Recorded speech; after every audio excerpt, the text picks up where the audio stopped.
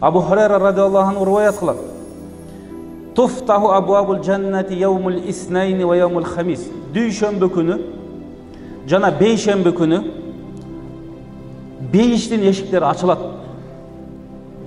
Фаягфируллаху ликулли абдин ла юшрики билла. Аллага ширк кылбаган эле адам болсо, ошонун күнөөсүн Алла Таала кечирет деди. Бирок ширкти Алла Таала эч качан кечирбейт. Бирок ражулани канат байнаху ва байна ахихи шахна.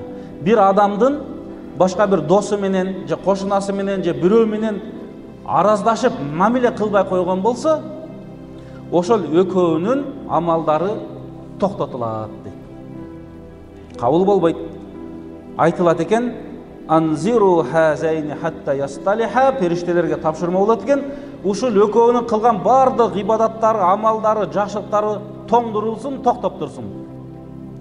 Качанга чейин? Экөөү элдешкенге чейин деди. Качан элдешет? Андан кийин кабыл болот экен. Демек, араздашкандын эң бир чоң зыяны, капа болбой мамилени үзгөндүн, туугандык мамилени үзгөндүн эң чоң зыяны ибадатын кабыл болбойт. Орозон кабыл болбойт, намазын кабыл болбойт, садакаң, зекетин кабыл болбойт, жакшылык ишин кабыл болбойт экен. Демек, салыштыра турган болсок, ибадатын кабыл болбосо эмне деген сөз бул? Эң бактысыздык ошол. Ошондон урматтуу мусулман бир туугандар, биз кечиримдүү бололу. Мамилени оңдойлу. Сизден ката кетпесин. Башканы кечире билели. Башка балки адашкандыр, балки динди түшүнбөйт, пайгамбарыбыздын сүннөтүн билбейт, дагы башка 100 себепти издең дагы ушундай болсо керек деп сиз жакшы мамиле кыла бериңиз. Эң жаман зыян эмне дедик? Бул ибадаттын кабыл болбой калуусу экен. Башка бир риваятта ушул эле мааниде пайгамбарыбыз айтат, дүйшөмбү күнү, бейшемби күнү ар бир момун мусулмандын күнөөсү кечирилет, ибадат кылган. Иллал мутахажжирин. Бири менен мамилени кылбай таштап койгондордуку гана кечирилбейт деди.